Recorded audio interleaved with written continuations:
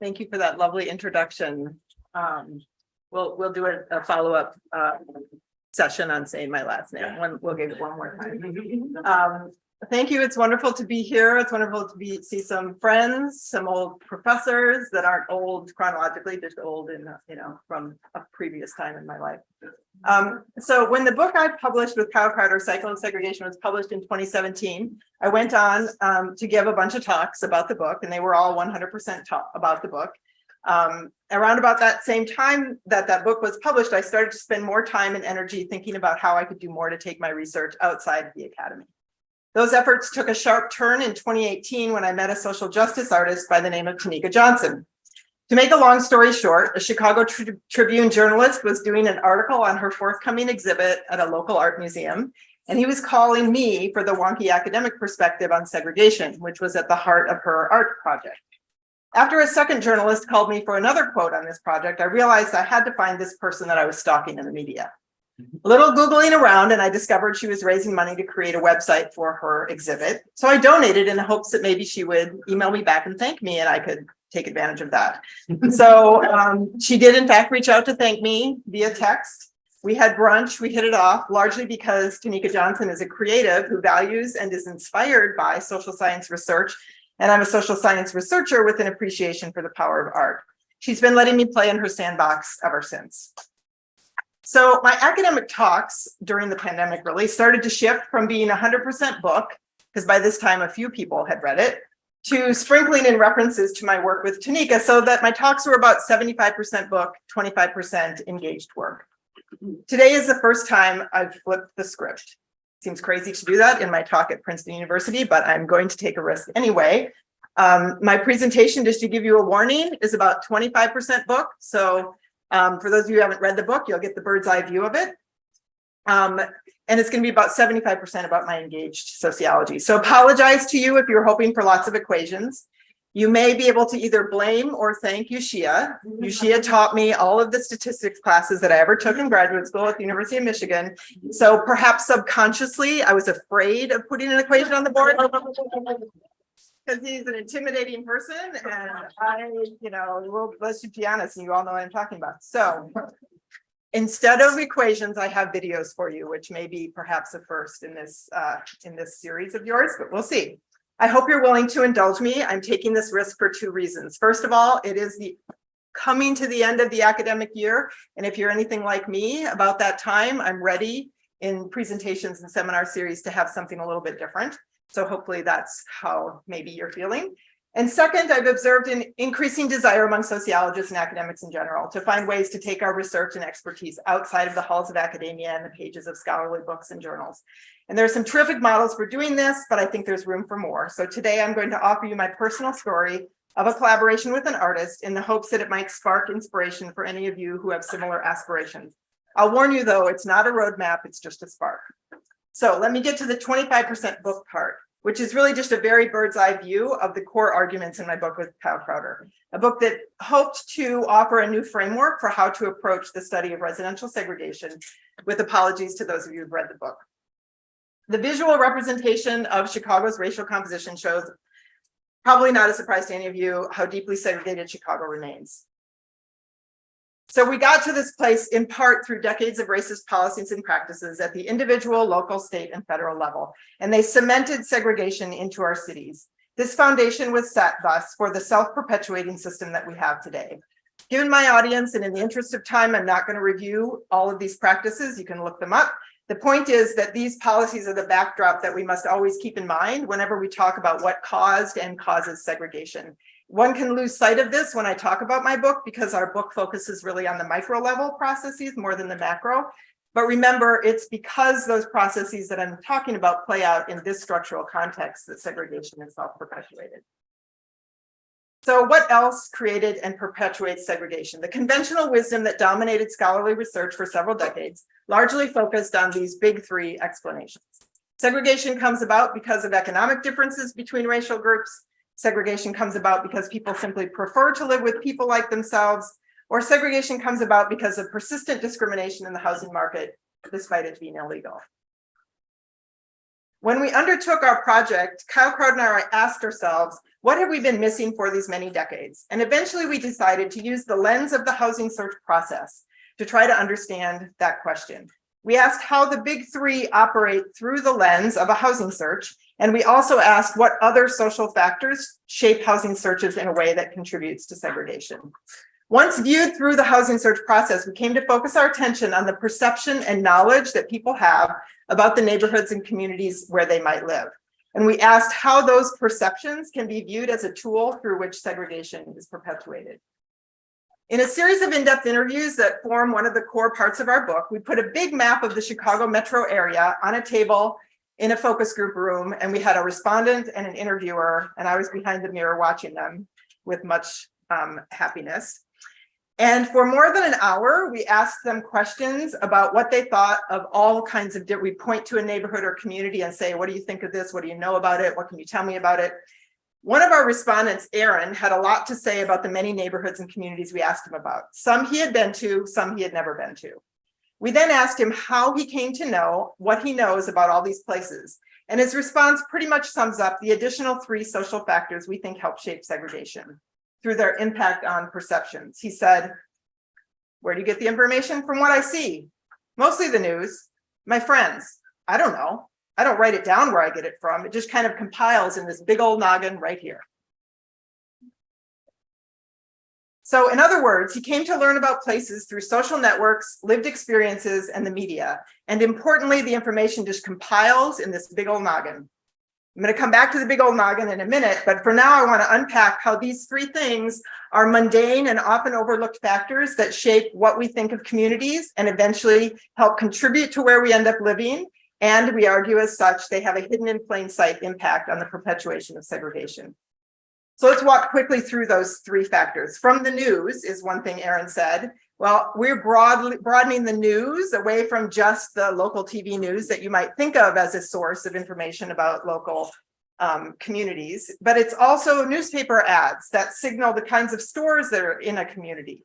It's classified ads or the contemporary equivalent therein. I'm from the old ages where you had actual papers with classified ads for the youngsters in the room. I don't know if you even know what those look like, but they convey the kinds of jobs that are available and therefore what the community may be like. Then there's song lyrics. In the case of my hometown, song lyrics about the South Side of Chicago, movies set in communities in the suburbs of Chicago, TV shows in Chicago neighborhoods, social media, blogs, neighborhood listservs, next door apps. The list goes on. They all convey impressions and information about places that people absorb. And not all of it, shocker, spoiler alert, is race neutral. You can check out the local TV news each night and you'll see evidence of that, to name just one example. So my Don't Go project, which I'm going to tell you about later, hits hard on this topic. A second source of information about places is your social networks. Usually when sociologists think of social networks, like family, they shape our search outcomes because people want to live near their families, or in some cases want to not live near their families. But that's kind of the mechanism through which we think of social networks operating. Or sometimes social networks operate because they literally help us find a vacant apartment or a home to buy. But it's also true that information and perceptions of communities also comes through these networks. Think about it. When people make moves, they often ask their family, friends, coworkers, neighbors, and others for their advice. Where are the good and bad places to live? But even if we don't explicitly ask them, where are the good or bad places to live, we're gathering impressions of places through our social networks because we visit them where they live. Or even if we don't visit them, simply knowing the name of the place where they live and knowing something about them, we make assumptions about the characteristics of the communities that they live in. And because our social networks are often racially circumscribed, they become a reciprocal and deeply ingrained factor in the cycle of segregation. But of course, our information and perceptions also shaped by simply living life. These are the neighborhoods we're exposed to when we do the things we do every day. The places we've lived throughout our lives, the commute we take to work or school or to church, the traveling around we do because we install cable TV for a living, the communities we visit, taking our kids to soccer games and wrestling matches. These are places that we routinely go, but they're also the chance encounter with places that can eventually shape our housing searches. And again, those routine and not so routine experiences in a segregated region like Chicago are racially distinct. In our book, we draw on decision science and market research to highlight what we know about how housing searches actually unfold, so that we can bring these insights into the mix when we talk about why residential segregation persists. There are two key things that stand out. First, housing searches happen in stages. The first stage that we put in our model isn't really a stage at all. Instead, it's what you do every day, regardless of whether you're actually searching for housing. We're all doing it today. We are every day living life, gathering impressions and information about neighborhoods and communities in our space. We're doing what we call pre-search. It's not really a stage of a housing search so long as much as it is just life and what we're living. Then when people are actually going to go and search for a place to live, based on that pre-search, they narrow down all the possible communities that they could search into a subset in which they'll actually search. This becomes their consideration set. Then within that limited set of communities, they find units that are available and eventually make a choice. Okay, but how do we really work through that housing search process? Are we like a computer? Do we have access to all of the information about all possible neighborhoods or communities, about all possible apartments or homes within those communities? Do we take all of the options, put them in a spreadsheet, and choose the one that scores the highest on the "this is the best place for me" rating scale?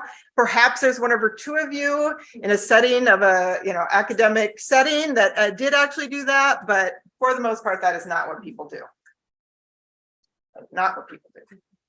First, we can't possibly know about all neighborhoods or communities where we might live. There are places we've never heard of.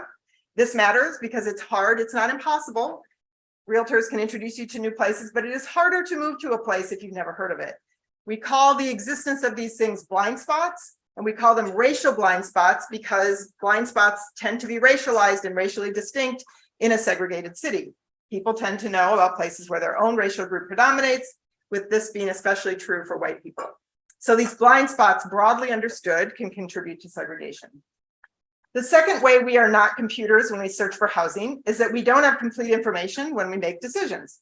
Instead, to get from all possible places to live to just the few that we search in, the consideration set, people use shortcuts. The shortcut we rely on from decision sciences in our book is the best Q shortcut. This means that with just one bit of information about a place, people fill in a lot of other details, and as we learned in our interviews with people, can draw a very complete picture of a place, even about places they've never been. So let me show you an example of this, just to bring this home. At the time of our interview, Tom had lived in the Chicago area for just a few months. His interview was one of the longest ones. I thought, oh, we're going to get through this interview in 10 minutes because he hasn't lived here very long. But he had a lot to say about a lot of places. For example, he pieced together an entire portrait of Waukegan and Gurnee based on a trip to Six Flags a few weeks earlier. So for those of you from the Chicago area, you know this are not the same place at all. They're two very distinct places, but revealing his lack of true understanding, he clumped them together. And this is what he had to say about Waukegan and Gurnee. They seem like very subtle places, very suburban, very calm, subdued. I don't know if they're really upscale, but there's tons of shopping out there. The interviewer said, "What's your impression of who lives there?"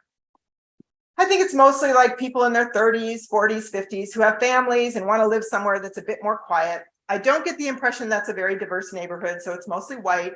I mean, it's a nice place to visit for Six Flags and for shopping. I get the impression that schools there are nice. The crime is probably pretty low, and it's not as densely populated.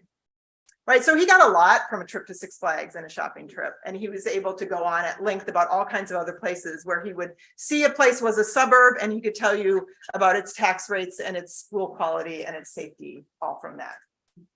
So if we put all of these three things together, we can develop the idea a bit further. The argument is that individuals use what they assume, in our case, oftenly in a segregated region, about the racial composition of an area, which may be derived from social networks, lived experiences in the media, to make further assumptions about other characteristics of the neighborhood. In this way, perceptions of residential spaces tend to be highly racialized. White residents we interviewed tended to assume that areas with relatively high Black concentrations have high levels of crime, poor property values, and effective schools, while simultaneously reporting that they knew little about these places. Similarly, Black residents often reported spending little time in and knowing relatively less about areas with high white concentrations, but assuming that these places would be unaffordable or unwelcoming to Black residents. So according to our framework, these inferences aren't necessarily rooted in direct experience of specific areas, but in direct and indirect experiences, and they can have a substantial impact on the search for housing. And they create sharp racial differences in the sets of places that individuals consider during their search and ultimately circumscribe their residential outcomes. So I want to make briefly one important point to tie us back to the big three briefly. We're not saying that social networks, lived experiences in the media are the primary drivers of segregation. Put more directly, we're not saying that the big three don't matter. Rather, what we're saying is that when we ask ourselves how people actually end up living where they do, we realize that we've paid quite little attention to the search process. And in the case of the big three, how they actually operate through the course of a housing decision-making process. We have a chapter in our book on each one of the big three that tries to shift the lens a little bit and how we look at it. I'm not going to go into it because I want to get to the good stuff, but I will give the brief overview, the most briefest of overviews of each of these three. So for example, we often assume people hold preferences. They act on them by searching the classified ads, read Craigslist for the younger generation, where the features they desire, rent, location, number of bedrooms, convenience to public transportation, etc. And perhaps more to the point, existing research or prior research on residential segregation has conceptualized and measured racial residential preferences in a way that assumes people do this. They search the ads and circle those that reflect their preferred racial composition. Essentially, no scholarship, including my own, I put myself front and center in this, asked questions like, how do people's preferences about racial composition actually work? How does racial composition compare to other neighborhood features or unit features, like proximity to work, closeness to family, school quality? You can check out the chapter in our book for our attempt to answer this question, but to provide the very short version of it, we suggest that preferences are not so much a preference, a criteria that guides decisions, but more of an organizing principle, which means that their impact is no less inconsequential. When people talk about economics shaping segregation, it typically is focused on how much money it costs to buy or rent a place. But when we use the lens of the housing search process, we realize it's more complicated than how much money you have in your pocket. Rather, there's a lot of other baggage that goes along with economics that we often don't think about. The reason for a move and how urgent it is, whether you have a car to get around to search, your credit history, your perceptions of where you can afford to live. All of this baggage has implications for how a search unfolds and what the outcome is. And discrimination is not just about whether a person is denied an opportunity to live where they want to live by a landlord based on their race or ethnicity, but instead it also includes, among other things, many other things outlined in the book, anticipated discrimination. That discrimination that is anticipated may be either exclusionary or non-exclusionary, where non-exclusionary is focusing on what it's like to live in a place with a discriminatory setting, and it can be in the housing market, discrimination in the housing market directly, or it can be other aspects of a community like in the schools or by the police. So this slide tries to capture the interconnectedness of each of these 6 causes of segregation. In essence, segregation of people into distinct and qualitatively different residential spaces results in sharp racial differences in the composition of social networks, in economic resources, and life experiences. These in turn exacerbate the effects, for example, of discrimination. The result is profoundly different housing search processes and ultimately housing outcomes, patterns of which continually reinforce segregation. Our framework is offered as a tool to developing stronger explanations of segregation by drawing attention to these sometimes subtle, self-reinforcing features of segregation.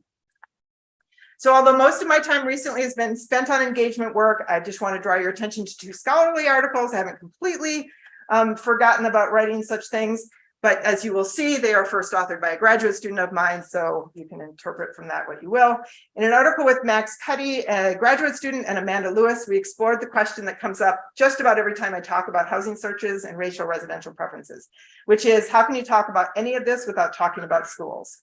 In this project, we interviewed 110 parents of school-age children living in 6 working-class neighborhoods in Chicago to understand how they navigated addressing housing and school options for their children. In a second scholarly article forthcoming in the Sociology of Housing edited volume, Max, Amy Spring, and Kyle Crowder, and I again draw on that same data set and dig into exactly how social networks, the family in particular, operates to shape searches. You can read one of them already, and you'll just have to wait on the other one. All right, so now I want to turn to the other 75% of my talk. How am I doing in time? Not bad. It's not halfway completely yet. By giving you a sampling of the ways I'm engaging, or perhaps more to the point, trying to disrupt the cycle of segregation outside of the academy. In 2018, Tamika Johnson debuted her project, the Folded Map Project. It's the one I alluded to earlier that the journalists were asking me to comment on. Rather than me trying to explain it, I'm going to let CBS News explain it to you. Okay, I promise that if I push this, it'll start. Our theory is the more perfect union aim to show that what unites us as Americans is far greater than what divides us. And this morning, we're showing you a new approach to bridging divides in Chicago. Neighborhoods from the city's north and south sides are banding together to take on some very deeply rooted issues. The differences between these communities, they are stark, but as Adriana Diaz shows us, together they're tackling segregation and the inequity that comes with it. Yeah, Chicago residents Nanette Tucker and Wade Wilson share a love of gardening and craft beer. That would be kind of cool. They're like neighbors, sort of. Wade is called your map twin. Why are you guys twins? We're twins because when you follow the map, we touch one another on the map, north and south. Like many cities, Chicago is a grid with many streets spanning north to south. If you fold a map of the city in half, you can match addresses on the north side with the same block on the south side.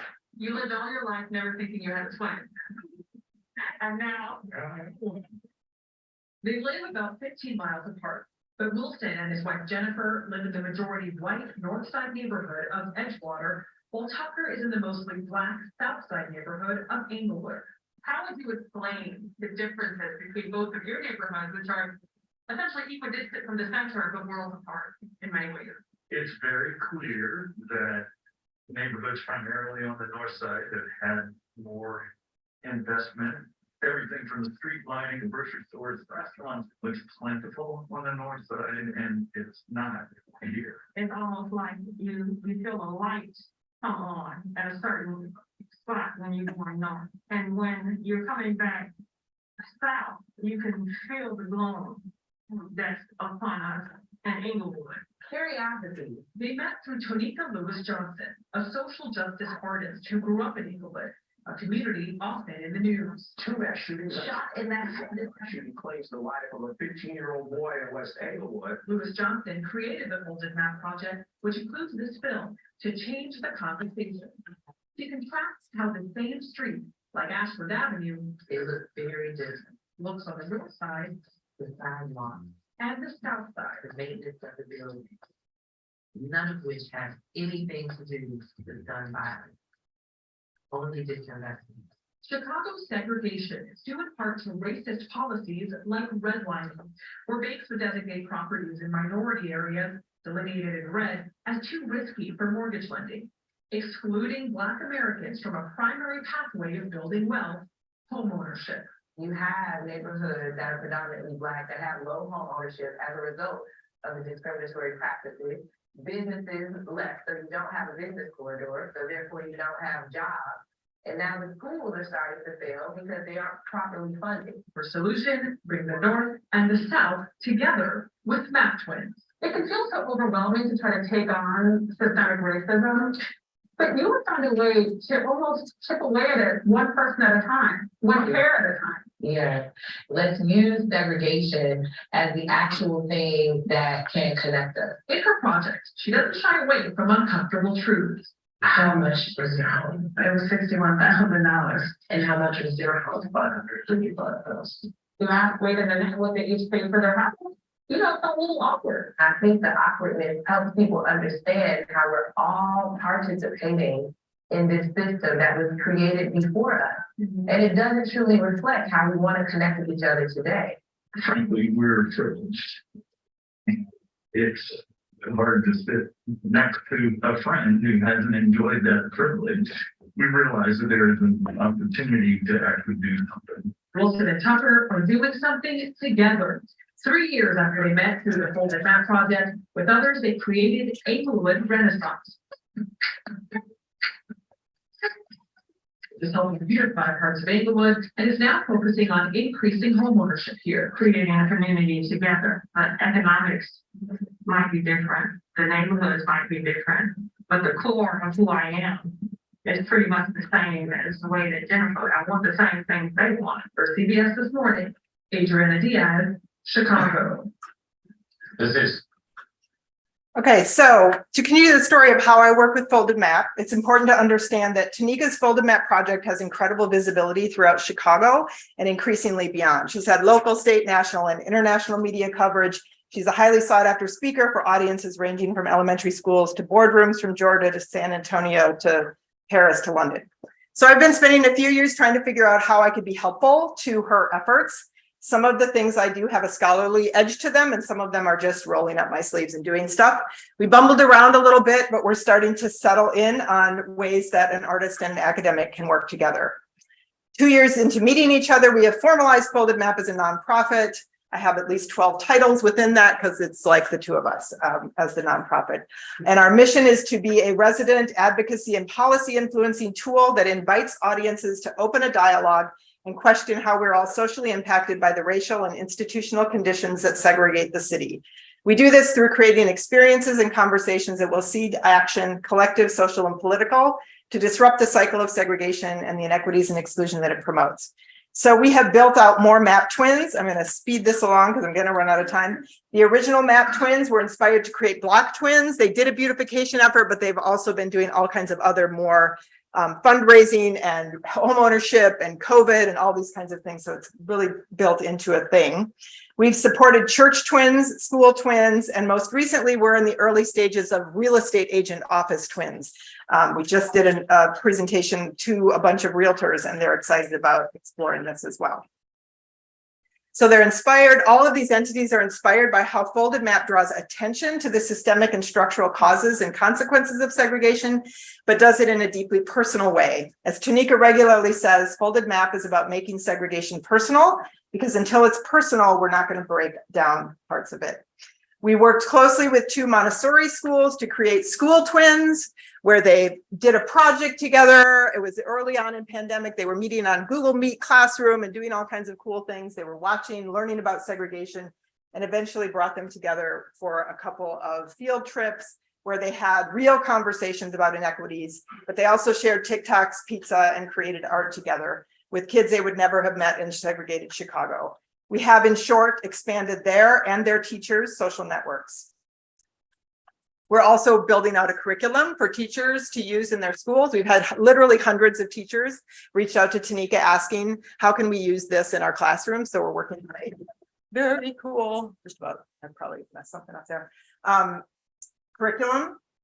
We have also created a Folded Map action kit, which nudges people to expand their lived experiences by inviting people to reflect on their own neighborhood, how they came to live in their own neighborhood, and then to go visit a twin neighborhood and have experiences there that are not like the experiences of a tourist, but like that of a resident. Go try to buy an apple, organic apple in a store, go try to take $20 out of an ATM, or one of Tanika's favorites, go try to buy a bottle of lotion. The experience is very different in the south and the north side of Chicago, not just in price, in terms of being able to pull it off of the shelf, even behind lock and key. When Block Club Chicago, a nonprofit news service in Chicago, did a story on the Folded Map action kit and included a link to request a free copy, within 10 days, we had almost 500 people ask for one. And since that time, we've distributed 1,000 of them to people all over the city. Most recently, we partnered with the City of Chicago's Chief Equity Officer to create a special streamlined Folded Map action kit for the City of Chicago, and we're going to be rolling it out over the summer. So the next project I want to talk about on the face of it is a more conventional research project, but as you will see, that's how it started, but that's not where it's landing. Project is called Don't Know, and I'm going to introduce it by playing the video clip that is the project's origin story. This is Tanika beginning a presentation to a group of first-year students at Northwestern University, and it jumps right into the question of neighborhood perceptions. Rational and how you all are not from. All right. By a show of hands, how many of you all have been told to not go to the south side for that? So there lies one aspect of segregation. So I'm gonna walk you through how it means to grow up and still live. And so we can have a really good conversation about how segregation impacts our social benefits. So she put that video clip on her social media account. A local Pulitzer Prize winning columnist saw that post of this exchange and wrote a column about it, the one on the left. Then Tanika posted the column on her social media site and invited people to email their own stories of being told not to go to the south and west sides of Chicago. Email foldedmapthoughts@gmail.com. Within a few weeks, more than 70 people wrote to her to share a story. We received a grant from the UIC to develop this into a research project once we read those stories and saw the honesty and power of the stories that people were sharing. Tanika was anxious, especially to have me involved, because she was worried about interviewing white people as a Black woman about this topic. In essence, she was worried about what we call in academia race of interviewer effects. So in February of 2020, I sketched out a game plan for this project using conventional sociology research methods guidelines. But note the date, of course, we didn't get started. Then in April of 2020, both of us in a funk about the world being turned upside down, I said, hey, let's just try to do these interviews. Many of these people are sitting at home anyway. Maybe we'll have better luck getting them, and let's just use Zoom because we have no choice. So I wrote an interview protocol that focused on unpacking and digging into the details and specifics of who told them not to go, what context they were told not to go in, how it made them feel when they were told it. In other words, utterly sociological and directly derived from key elements in the cycle of segregation. I reached out to one of the letter writers to invite them to do an interview. I wasn't really worried about the Zoom thing. I was still worried about the race matching issue, but decided Tanika and I would do this first one together because I was worried that I would screw it up. To be honest, it was her project, her brainchild. I wanted her in the room. So we thought, let's just do this first one. We'll see how it goes. And then we'll see if we got a race of interviewer issues going on or not.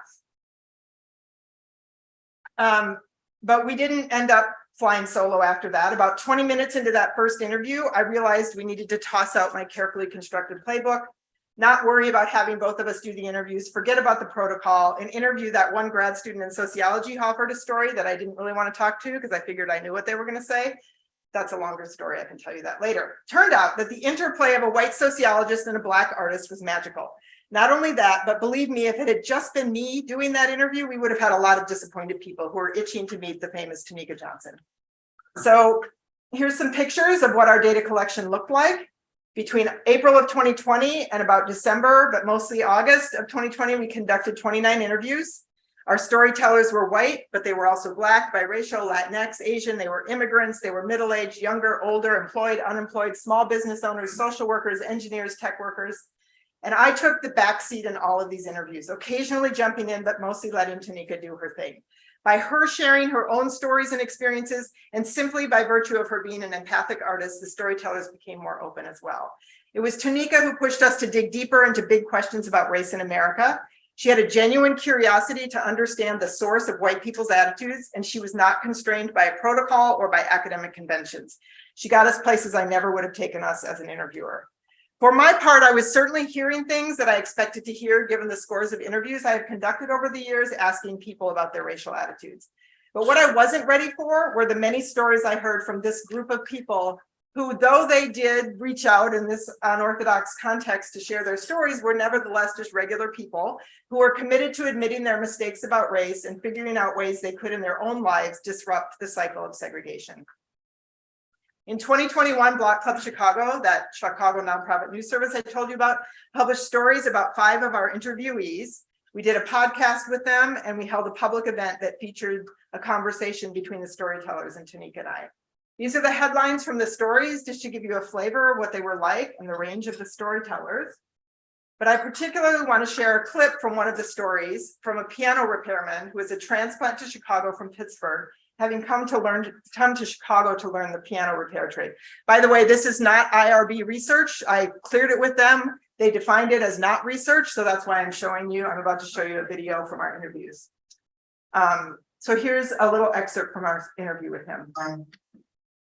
Miss Jones asked me, she's like, hi, she's like, I want to get piano service. She's okay. I'm like, yeah, we're in Chicago, man. You know, and she's like, I'm in Englewood, you say this my name. And I said, well, I'm kind of in the city still, and you know, the business is there. I can get Englewood, but you know, let's get something on the books. And she's like, oh, great. So we set up the fun. When I moved to, I didn't get my truck until 09. This was like 07 when I went to school. So it's just me, my 40-pound bag of tools on the Western Avenue bus all the way down to 73rd Street. Western Avenue, 70. That ain't escape. Just go to the tracks. Go to the tracks. And I get off, and I'm thinking to myself, I'm tracing this back to what my roommates and every friends had told me since I moved here. Don't go west of here, don't go south of there. I'm tracing this back and I'm like, okay, this is where they told me not to go. I guess we're gonna see how this goes. You know, I wanted to work, baby. I wanted to go back. You know, I didn't think, you know, I didn't care what it was. I said, what works, and I guess I think it was. And walking further, yeah, west.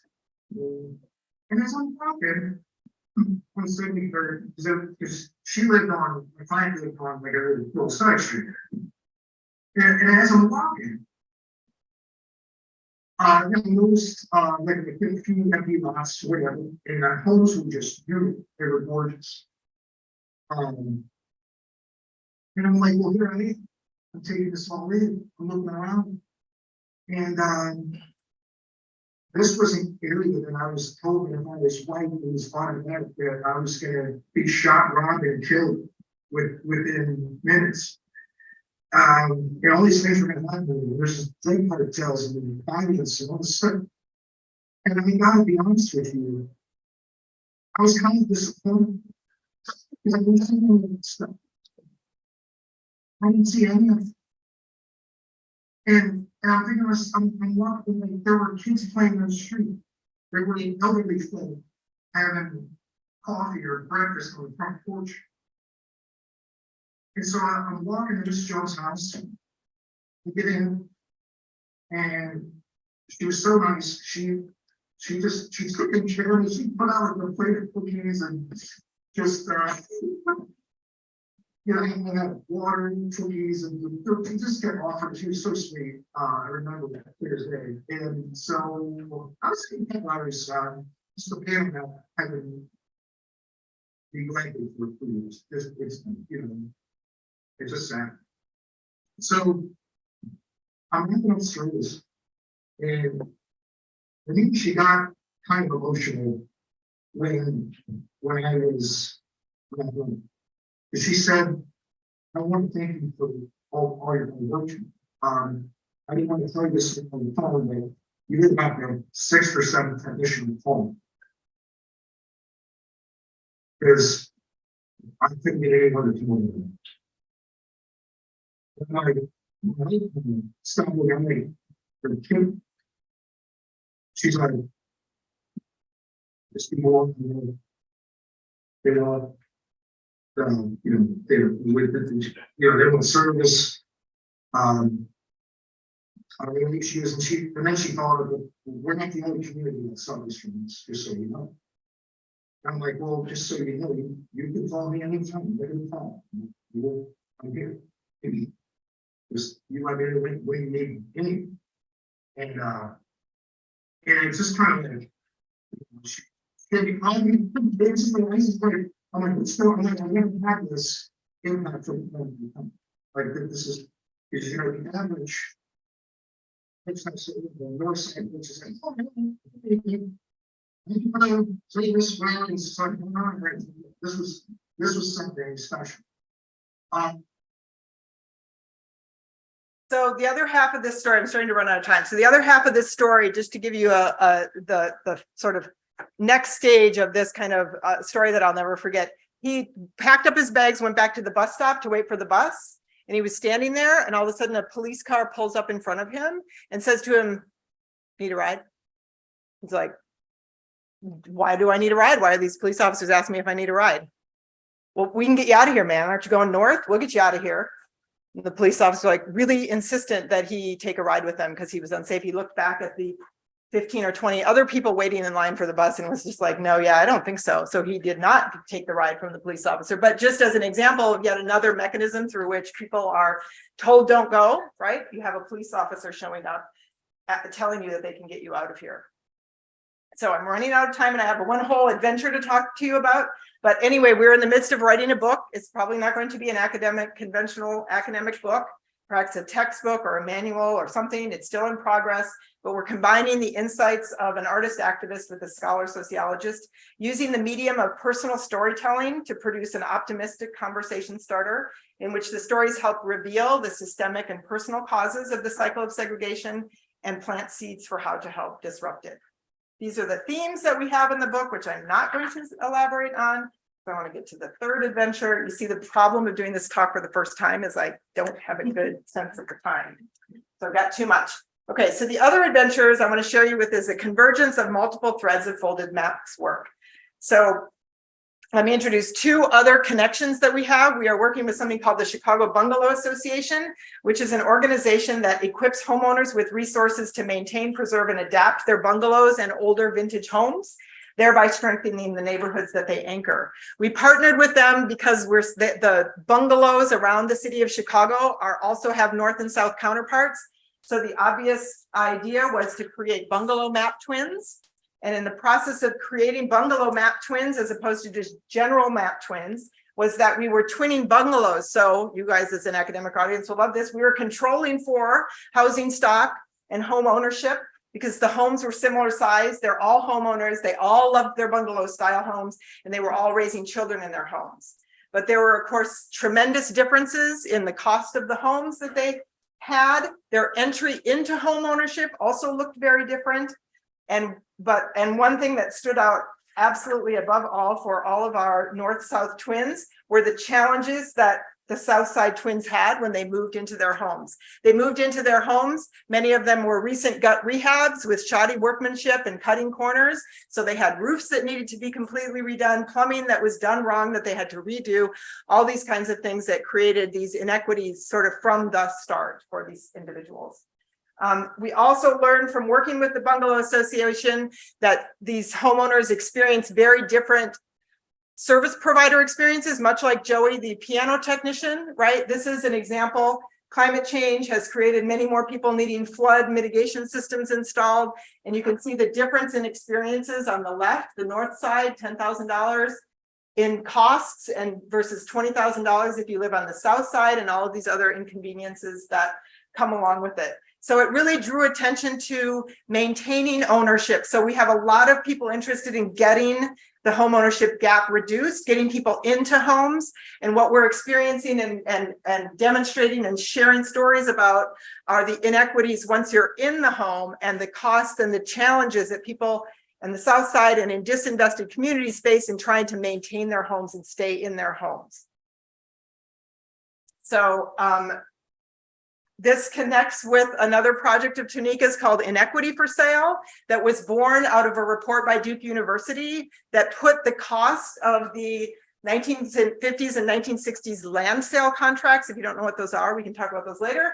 But at 3.2 to 4.0 billion were stolen, legally stolen from Chicago's Black community in the 50s and 60s through this. She learned from this research that a good chunk of them were concentrated in her neighborhood of Englewood. And for Tunika, that was finally the missing link to understanding why her community was so disinvested. So as an artist, she took this academic report and decided to place land markers in front of homes that were former land sale contract homes. You can see she pulls no punches. This home was legally stolen from the Black couple, Mr. and Mrs. James and Lula Malone, on October 30th, 1963, in a widespread land sale contract scam. So she's got the data from The Economist. They shared the names, the addresses, the amount the developer paid for it, how much they've created for the land sale contract. So they were calculated all. So she's creating a living museum of this. Then we recently joined together, the Bungalow Association and Inequities for Sale joined together. The city of Chicago was offering a funding opportunity to artists in the post-pandemic moment to try to, with the theory being, look at how far I've skipped, this is awesome. I'm trying to find the description. The grant was targeting artists, and its funding was promoted as one that, quote, recognizes the importance of the arts in promoting health, healing, and safety for communities. So we picked a block in Englewood that had been victimized by land sale contracts and pitched the idea to the city's grant program that neighborhood beautification was an arts-inspired program. The money, we will literally give homeowners money to repair the roofs in their homes or fix their porches or do other things that then allow them to become eligible for efficiency programs that they are not currently eligible for, because without a good roof, you can't get into those programs. We will also provide money for the community to take its, you can see this map here, all the green space are vacant lots. They're going to be able, we're going to create a community-based arts effort, solar power effort, whatever the community wants in terms of art beautification of the vacant lands that are on their lot. So in some ways, all of my work with engaging the cycle of segregation has brought me back to my roots as a social psychologist. Some people don't realize it, but I am not a demographer, even though I sometimes play one on TV. And I was trained by one of the best, Ren Farley. My engaged work is not that of a macro sociologist seeking structural and policy solutions, but rather it's as a social psychologist, as someone who sees value in centering the individual person and trying to build awareness of the structural factors that have created segregation, and to identify ways that individuals and groups in concert with institutions and policies can work together to disrupt the cycle of segregation and the inequities that flow from it. I'm only 5 minutes.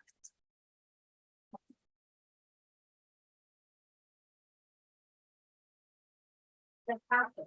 As is our traditional, start with questions from the graduate students or postdocs.